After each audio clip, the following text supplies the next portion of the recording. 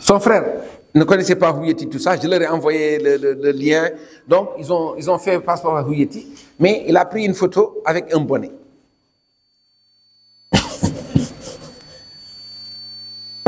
Et le lendemain, il a pris le vol. Le temps qu'il vienne ici, je pense qu'il faisait 13 heures déjà, quelque chose comme ça.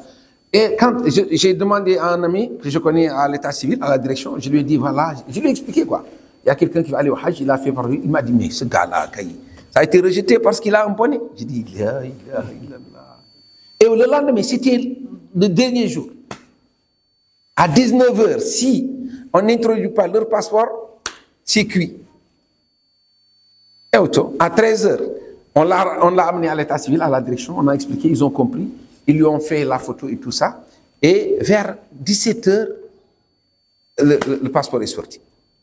Le passeport est sorti, on n'avait pas, même le passeport est sorti, il a été validé, mais il n'est pas encore sorti. Quand même, on pouvait avoir le numéro. Et nous, le numéro du passeport suffisait pour le mettre dans la plateforme. Parce que l'année dernière, dans la plateforme, le numéro du passeport seulement suffisait, avec le numéro national.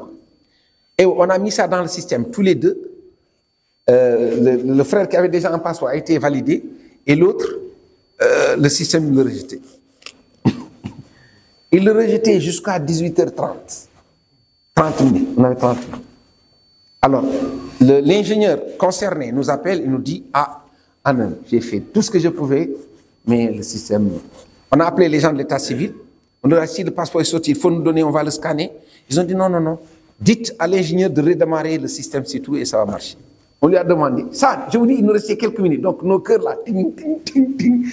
Il a redémarré le système, et les passeports ont été validés juste avant que la plateforme ne fasse. Et chez vous, quand vous analysez ça, vous vous rendez compte que, je lui ai dit, hein, j'ai dit au vieux, je lui ai dit, le Hajj, c'est talbiya, quoi. C'est-à-dire, si toi, ton intention de Hajj est sincère et que tu es appelé, tu vas venir, quoi. C'est-à-dire, tu vas venir in extremis, mais tu vas venir. Et si tu n'es pas invité à ça, toi, tu attends la dernière minute, là, tu dors chez toi. L'argent, il y a une partie sous mon coussin, il y a une partie dans le saisie. Quelqu'un qui va au Hajj, il a son argent dans un compte, voilà, il a tout, mais il verse 100 000 ici, apparemment. Al-Muhim, subhanallah, ces deux-là également, in extremis.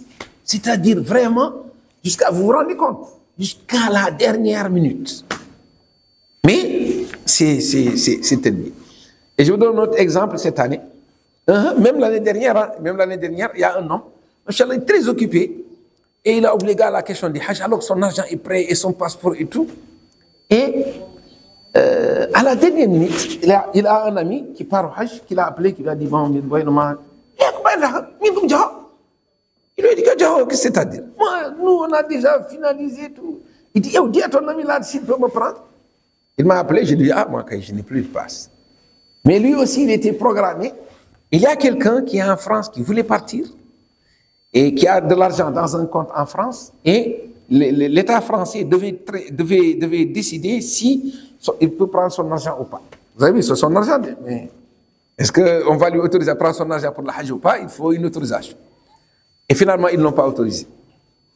Et quand ils ne l'ont pas autorisé, lui, on l'avait presque mis dans le système. Cet homme-là. On était obligé de le retirer, mais c'était l'autre quoi qui était invité, quoi, qui était appelé, et on a mis l'autre à sa place. Cette année, il y a une dame qui est venue nous voir, et elle nous a dit qu'elle veut aller au Hajj. On lui a dit, il n'y a pas de problème, il y avait encore de la place. Donc, et elle nous a dit, voilà, moi, je n'ai pas les moyens, c'est mes enfants qui vont payer mon billet. Et voilà, moi j'amène mon passeport et mes photos, et toi tu parles à mes enfants. J'ai dit, il n'y a pas de problème. J'ai parlé à ses enfants, l'un d'eux m'a dit, voilà, je vais payer en 3 tranches, parce que lui, il vit en Suisse. Pour envoyer l'argent, il dit, il ne peut pas envoyer l'argent global, il faut qu'il envoie. J'ai dit, moi, je n'ai pas de problème. L'essentiel, c'est qu'avant qu'on ne parte, que tu verses l'argent, et ta maman est autour. On a fait la procédure, et il a fait le transfert d'une partie de l'argent n'est pas parti. On est resté une semaine, 10 jours, l'argent n'arrive pas. Donc ma banque ici dit, l'argent m'a... Et je l'appelle là-bas, bon, je vais voir avec ma banque. Al-Muhim, au final, Nous, il nous restait 48 heures pour clôturer également. Et on est dans cette situation-là. Et moi, je ne peux pas l'engager, je n'ai pas de moyens. Et une dame m'a appelé avant les 48 heures pour me dire qu'elle a une amie qui veut partir avec elle dans le même groupe. Et j'ai dit que je n'ai plus de place. Cette dame, c'est elle qui va partir. Cette dame à qui j'avais dit qu'elle n'a pas de place, c'est elle qui va partir. La dame, donc elle, quand l'autre, j'ai essayé, j'ai attendu jusqu'à il ne restait que 24 heures. Et elle-même, elle ne réagissait plus. La maman, si je l'appelle, je n'arrivais pas à la joindre. Son enfant, je n'arrivais plus à la joindre. Et je l'ai retiré du système. Et j'ai appelé la dame. Vous allez voir, la dame, elle va avoir le même problème que le vieux qui n'avait pas de passeport. Elle est prête, mais elle n'a pas de passeport. Et elle est à Djoul là-bas. Donc, j'appelle son ami, je lui dis, ah, si ton ami là, elle est prête, bismillah. Elle m'a dit, eh, d'accord. Elle appelle la dame et elle me dit, quand vous dites, oui, elle a le passeport. Elle a le passeport. Et je lui ai dit, passe-moi son numéro. Je lui ai dit, écoute, moi, je t'ai trouvé une place in extremis. Il faut que demain matin, que tu ailles à l'état civil pour faire un passeport. Sauf. Donc, elle a quitté Djoul, elle est partie à Kayit le lendemain. Et elle a fait la procédure. Et elle m'a envoyé le reçu. Donc, je suis allé à l'état civil. J'ai vu le directeur concerné. Et je lui ai expliqué le cas que cette dame, si je n'ai pas son passeport aujourd'hui, c'est un problème.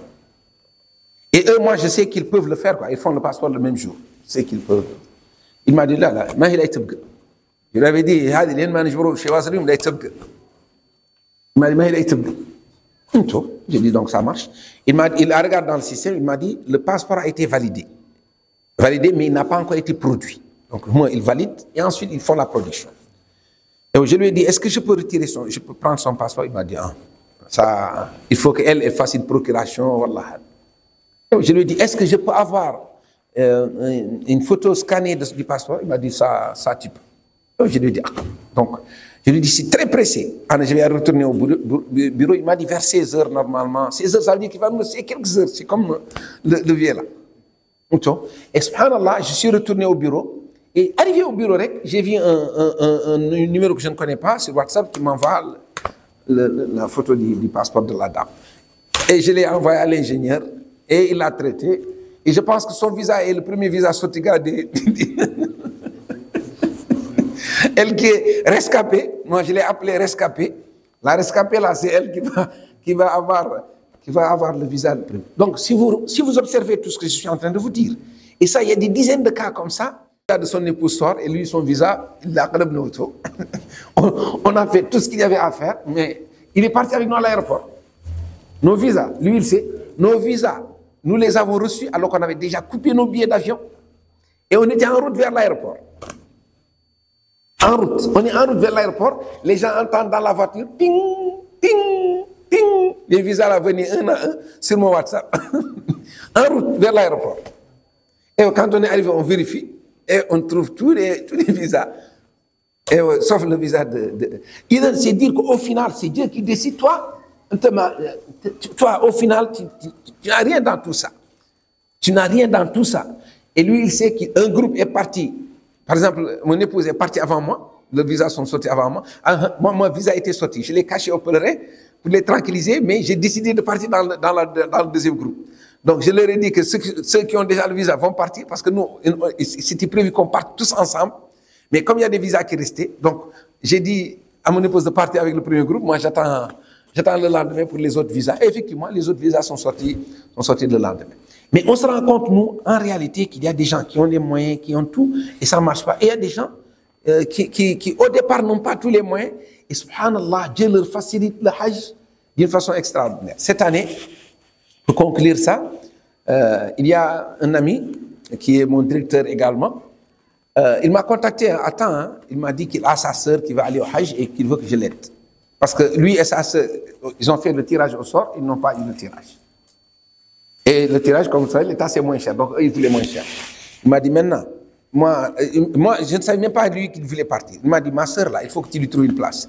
J'ai dit, écoute, les places de l'État, ceux qui font le tchip-tchip là, moi, si je viens, ils vont fermer leur visage, quoi, parce qu'ils savent que moi, je ne fais pas le tchip-tchip. Donc, il faut chercher quelqu'un qui fait le tchip-tchip. Et alhamdulillah, il s'est débrouillé, lui, il lui a trouvé une place. Et maintenant, quand la place de la dame était assurée, il m'a appelé pour me dire, est-ce que tu peux me trouver une place? Je lui ai dit, moi, j'ai une place, mais dans mon agence. Et tu connais l'argent, le prix. Il m'a dit, ah d'accord, donc, je l'ai dit, je l'ai laissé. Quelque temps après, il m'a relancé, il m'a dit, trouve-moi une place. Avec l'État, je lui ai dit la même chose, je lui ai dit, moi, à l'État, là, le tchip-tchip qu'il faut, là, moi, je n'entre pas dedans, et eux, gars, ils ont peur de moi, gars, ils ne vont pas me faire... Et subhanallah, quelqu'un m'a appelé pour me dire qu'il a une place qu'il vend. Et je lui ai informé, je lui ai dit, ah, il y a quelqu'un qui a dit qu'il a une place qu'il vend. Il m'a dit, dire ni vie. Et j'ai dit, d'accord. J'ai remis son passeport au gars, et ça a tardé. Et finalement, le gars là me dit que le visa qu'il produit là, ce n'est pas le visa de l'État. J'ai dit, hé, Obonigoni. Mais j'avais eu le réflexe de ne pas lui donner un rond. Et je lui ai dit, le gars là, il va aller au Hajj. Visa État, visa Lakara, visa Gambie, Mali, Maqadim.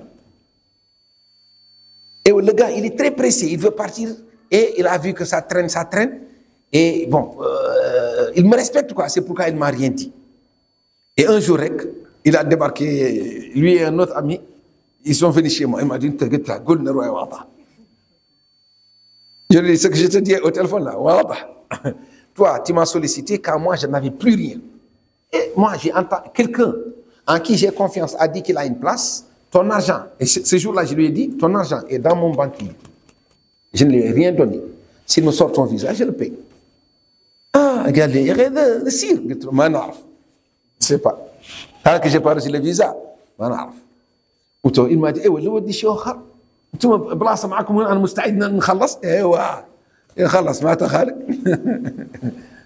ça, il est parti comment? Il a finalement trouvé une place dans une agence à 5,5 millions. Il y a le fait qu'il ait trouvé de la place, c'était un miracle. Quand il est venu me voir, moi, je n'étais pas au courant qu'il y avait encore une place dans les agences. Tous nos visas étaient déjà sortis. Je lui ai dit, il y a une agence. Je lui ai dit, prends ton agence jusqu'à ce que tu vois le visa là. Les agences là, ils ont déjà tout vendu. Il m'a dit, ah, le gars m'a dit qu'il a encore une place, mais il le vend trop cher. Et je lui ai dit, moi, je t'avais dit 4,5 millions et j'ai une place. Et maintenant, finalement, c'est vous dire, il n'a pas eu la place là-bas. Il a acheté cette place-là à 5,5 millions. Et lui, il a eu le mauvais réflexe, il a dit à tout le monde qu'il part. Déjà, quoi, avant qu'il son visa ne sorte. Nous, on dit aux pèlerins, tant que ton visa n'est pas sorti,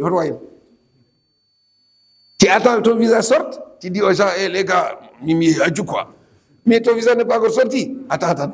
Tu vois les mamans qui partent avec moi là, pas d'essai. Et quand les visas sont sortis, je leur ai envoyé chacun dans son privé son visa. Tu as ton visa maintenant. Il y a une dame, elle ne sait même pas c'est quoi un visa. Elle m'a dit, mais il doit dire qu'il fatam do enne. Eh, fatam voilà.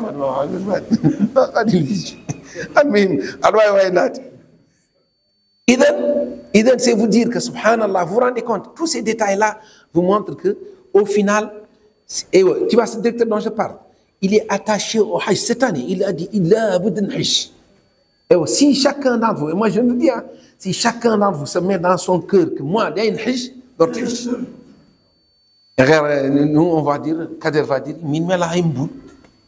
si tu doutes un peu, tu n'auras rien. Tu mets dans ton cœur, c'est Dieu qui amène les gens au Hajj, moi je vais aller au Hajj. Et je vous ai donné des exemples de gens qui n'ont maintenant rien, même l'argent de poche là, il n'y a pas d'argent de poche. Hein? Et ils sont partis. Donc mettez dans la tête que c'est bien possible de faire du Hajj un miracle et de réussir. Barakallahu fikum.